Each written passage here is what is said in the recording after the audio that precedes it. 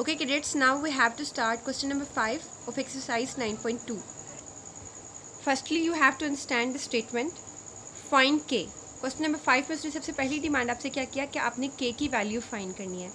Given that the points to k is equidistant from this and this point.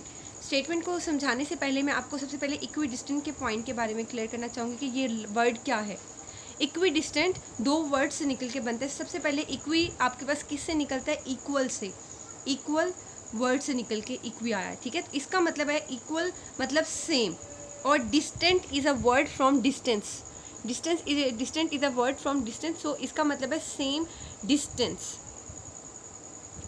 Question में उसने आपको क्या कहा है? आपने k की वैल्यू फाइंड करनी है गिवन दैट द पॉइंट. उसने पॉइंट को फिक्स कर दिया कि ये वाला पॉइंट जो गिवन है आपके पास. गिवन आपके पास क्या है कि ये point that point two k is equi distant. ये इसका फासला सेम है, सेम डिस्टेंस है from this point and this point. इसका मतलब अगर आप इसको ए का नाम दें तो इस ए का इससे और इस पॉइंट से डिस्टेंस जो है वो आपके पास क्या है? सेम है. आई होप कि आप लोगों को क्लियर हो गया होगा. अगर मैं फिगर के थ्रू आपको समझाऊँ, यहाँ पे एक, चलिए यहाँ बता देती हूँ. यहाँ पे एक पॉइंट आपके पास फिक्स है, ये पॉइंट, और वो पॉइंट कौन सा फिक्स किया? उसने ये वाला पॉइंट. रिमेंबर कि इसी पॉइंट का डिस्टेंस उसने कहा दो पॉइंट्स के साथ सेम है. ये एक पॉइंट है, यहाँ पे एक पॉइंट है और यहाँ पे एक पॉइंट है. इस पॉइंट का डिस्टेंस जो है इस पॉइंट से और इस पॉइंट से बिल्कुल सेम डिस्टेंस है, इक्वी डिस्टेंट है, ठीक है. अब आप इसको 37 कह दें और इसको 91 कह दें. इन दोनों का डिस्टेंस जो है वो आपके पास क्या है कैडेट्स? सेम है. इसको कोई बी पॉइंट कह दें, इसको सी पॉइंट कह दें और इसको ए. आप इनको पी क्यू आर भी कह सकते हैं. अगर आप पी कहते हैं तो ये जो फिक्स पॉइंट होगा ये पी रहेगा, फिर पी से क्यू का और पी से आर का आपने डिस्टेंस लेना है, ठीक है.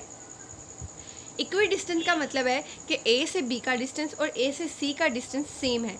इसका मतलब है क्वेश्चन में जो गिवन कंडीशन है वो आपके पास क्या है कैडेट्स? ए सी का डिस्टेंस किसके इक्वल है? ए से बी के डिस्टेंस के, ठीक है.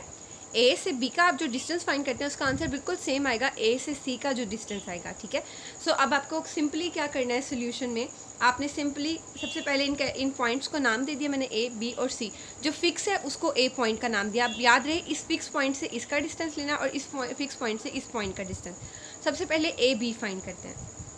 ए बी, तो ए बी आपको सबसे पहले जो डिस्टेंस फार्मूला आना चाहिए x2 minus x1 whole square. मैं दोबारा से लिख देती हूँ, y2 minus y1 whole square formula लिख दिया. अब आपको पता है a ये है और b ये, x1 y1 ये पॉइंट है और x2 y2 आपके पास ये पॉइंट है. तो आप चाहे तो अलग से लिख भी सकते हैं, डायरेक्ट वैल्यूज पुट कर दें. 3 माइनस 2 होल स्क्वायर सेंटर में प्लस y2 आपके पास है 7 माइनस और y1 आपके पास k इसका होल स्क्वायर. अब हम इसको सिंप्लीफाई कर लेंगे. 3 minus 2 1 whole square plus 7 minus, अब देखें 7 में से माइनस नहीं कर सकती k को, बिकॉज k की वैल्यू अभी मुझे फाइंड नहीं की मैंने, ठीक है. अभी उसकी वैल्यू जो है वो मुझे नॉन नहीं है, तो अभी वो अननोन है मेरे लिए, सो मैं उसको सॉल्व नहीं कर सकती, उसको इसी तरह रहने दूंगी. और 1 का स्क्वायर आपके पास 1 ही रहेगा प्लस 7 माइनस k का होल स्क्वायर इस तरह आपके पास आ जाएगा. और ये आपने ए बी का डिस्टेंस फाइंड आउट कर लिया. अगर आप चाहें तो इसको किसी इक्वेशन 1 का नेम भी दे सकते हैं. अब इसी पॉइंट ए से मुझे सी का डिस्टेंस फाइंड करना है, ए से सी का डिस्टेंस फाइंड करना है. अब सी आपके पास क्या पॉइंट है? 9 1. ए वही रहेगा जो फिक्स है और जो सी पॉइंट है वो आपके पास क्या है? 9 और 1. ये आपके पास प्लस 2 है, ठीक है. 2 और के, ये मैंने साइन नहीं लगाया साथ में, ये पॉइंटर के साथ हल्का सा वो टच हो गया. आपको पता होगा कि आपके पास ऊपर जो पॉइंट लिखा हुआ है वो +2k है, ठीक है. 2 + 2 है और साथ में k पॉइंट है.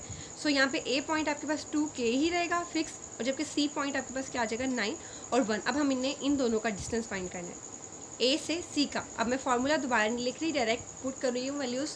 9 minus 2 whole square x2 minus x1 square centre में हमेशा plus y2 minus y1 whole square. y2 आपके पास क्या है कैडेट्स? 1, और y2 आपके पास क्या है? y2 1 है और y1 आपके पास क्या है? k इसका होल स्क्वायर आ जाएगा. अब हम इसको सिंप्लीफाई कर लेंगे.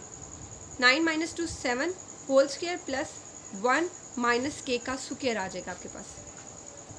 सो आपने इसको सिंप्लीफाई कर लिया. अब आपको पता है k की वैल्यू फाइंड नहीं है, k की वैल्यू फाइंड आउट करनी है तो 1 माइनस k स्क्वायर ये आपके पास एज इट इज़ रहेगा और 7 का स्क्वायर ओपन किया तो that is 49 according to the statement. अब कंडीशन क्या थी स्टेटमेंट में गिवन कि जो पॉइंट है आपके पास ये वाला फिक्स है, इसका डिस्टेंस इस पॉइंट से भी इस पॉइंट से भी, इसको ए कहा था, इसको बी और इसको सी.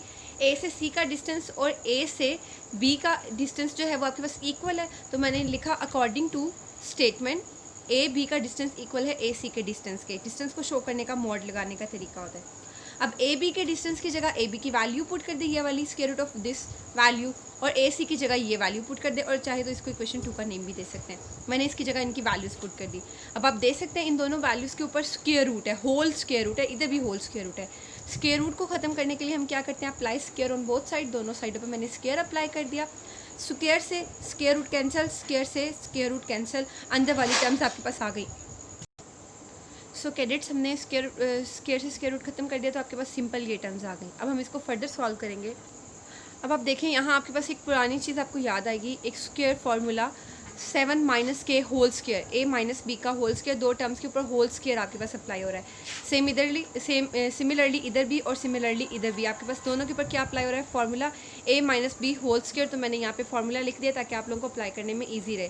First term square minus 2 first term और सेकेंड टर्म का प्रोडक्ट प्लस सेकेंड टर्म का होल स्क्वायर आपके पास। तो अब इसके ऊपर भी और इसके ऊपर भी अलग से फार्मूला अप्लाई कर देंगे। 7 ए का square 7 square minus 2 first term 7 second term के प्लस सेकेंड टर्म का whole square. Similarly 49 as it is और 1 माइनस के होल स्क्वायर के ऊपर मैंने इसका फार्मूला अप्लाई कर दिया। फर्स्ट टर्म का स्क्वायर माइनस 2 फार्मूले वाला ये वाला, और फर्स्ट टर्म के 1 है और सेकेंड टर्म के और प्लस के का स्क्वायर सेकेंड टर्म का स्क्वायर। बाहर प्लस था तो अंदर वाली वैल्यूज़ का साइन आपको पता है यहाँ पे चेंज नहीं होगा, सो मैंने ब्रैकेट को ख़त्म कर दिया। सो कैडेट्स अब आप लोगों ने इसको ओपन करके लिखा 7 स्क्वायर 49 माइनस 2 7 से 14 के प्लस के स्क्वायर, ये 1 बाहर वाला एज इट इज़ 49, और इसको भी ओपन करके लिखा 1 का स्क्वायर 1 माइनस 2 1 2 और के 2 के प्लस के स्क्वायर आ गया।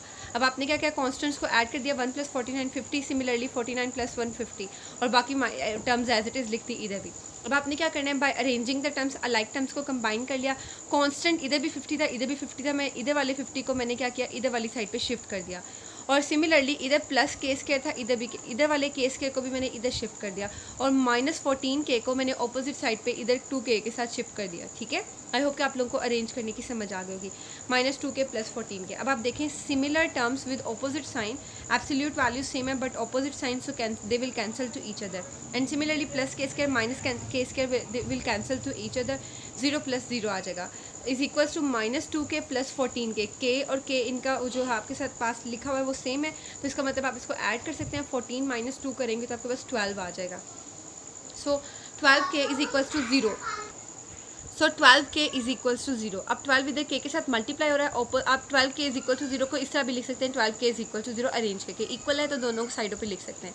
12 के साथ मल्टीप्लाई हो रहा है, ऑपोजिट साइड पे जाकर डिवाइड हो जाएगा, या आप इस तरह भी कह सकते हैं दोनों साइडों पे 12 से डिवाइड कर दे तो इधर से कैंसिल हो जाएगा, और 0/12। 0 के नीचे कुछ भी डिवाइड कर दे that will always equals to 0। So k की वैल्यू आपके पास क्या आ गई है कैडेट्स, 0। सो इसका मतलब है जो के की वैल्यू उसने हमें फाइंड करने के लिए क्वेश्चन की स्टेटमेंट में कहा था, वो हमने के की वैल्यू फाइंड कर लिया है। 2 के पॉइंट था आपके पास, 2 0 पॉइंट हो गया। ए से बी का डिस्टेंस, ए से सी का डिस्टेंस 0 वैल्यू पुट करके आप चेक करेंगे तो आपके पास दोनों का जो डिस्टेंस आएगा वो बिल्कुल सेम आएगा। ठीक है, अगर आप चाहें तो यहाँ पे के की वैल्यू 0 और यहाँ पे के की वैल्यू 0 पुट करके भी चेक कर सकते हैं, तो आपके पास आंसर क्या आएगा, बिल्कुल सेम आएगा। आई होप कि बहुत इजी, बेसिकली आंसर हमारा यहीं तक था, वो मैं आपको सिर्फ चेक करने के लिए बता रही हूँ। ठीक है, आई होप कि आप लोगों को स्टेप बाय स्टेप बहुत अच्छे से समझ आ गई होगी। सो कैडेट्स आपने इन क्वेश्चंस की प्रैक्टिस करनी है और अपने बाइंडर्स पे नोट करना है, और नेक्स्ट डे अपना होम टास्क आप लोगों ने मुझे सेंड भी करना है। ओके कैडेट्स, अपना ख्याल रखिएगा, स्टे ब्लेस्ड, अल्लाह हाफिज़।